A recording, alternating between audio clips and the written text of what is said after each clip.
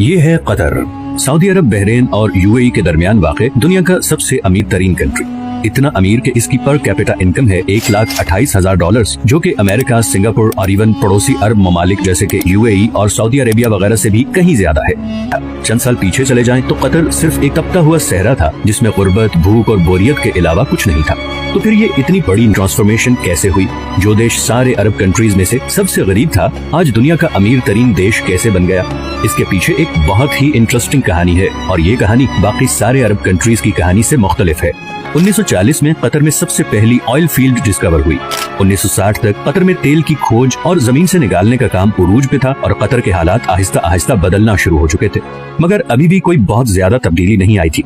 लेकिन फिर 1970 में शेल ऑयल कंपनी ने इस कंट्री का सबसे बड़ा खजाना दरियाफ्त कर लिया, नॉर्थ फील्ड, दुनिया की सबसे बड़ी नेचुरल गैस फील्ड। लेकिन उस जमाने में गैस कोई बहुत ज्यादा प्रॉफिटेबल नहीं थी और उसकी वजह ये थी कि गैस को सिर्फ पाइपलाइंस के जरिए ही दूसरी जगह भेजा जा सकता था और कतर गैस इस्तेमाल करने वाले देशों से इतना दूर था कि वहाँ तक पाइपलाइन पहुँचाना तकरीबन नामुमकिन था। इसी वजह से शेल कंपनी भी ये गैस फील्ड डिस्कवर करके भूल गई और ये डिस्कवरी ऑफिशियल डॉक्यूमेंट्स में ही दब गई। 1971 में कतर को ब्रिटेन से आजादी मिल गई और वो एक आजाद मुल्क बन गया। आजादी मिलने के बावजूद अगले 25 सालों में भी कतर के हालात कोई खास नहीं बदले।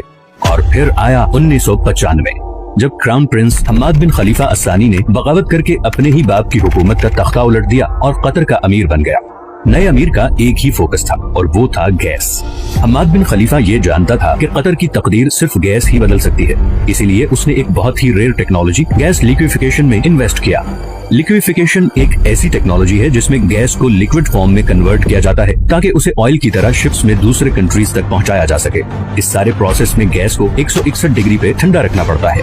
इसी प्रोसेस पे कतर ने सारी इन्वेस्टमेंट कर दी और आज वो LNG का सबसे बड़ा एक्सपोर्टर है। कतर से गैस इंपोर्ट करने वाले कंट्रीज में Japan, India, China, south Korea और स्पेन शामिल हैं। इस तरह बिलियंस ऑफ डॉलर्स कतर में आना शुरू हो गए। लेकिन कतर की तकदीर बदलने की इक्वेशन में ये तो एक सिर्फ छोटा सा हिस्सा था, क्योंकि नेचुरल रिसोर्सेज तो बहुत से कंट्रीज के पास होते हैं, उन्हें एक्सप्लॉइट भी बहुत से कंट्रीज कर लेते हैं, मगर असल मसला आता है उन रिसोर्सेज से आने वाले पैसे को सही इस्तेमाल करने का। वरना वेनेजुएला और अंगोला का अंजाम हमारे सामने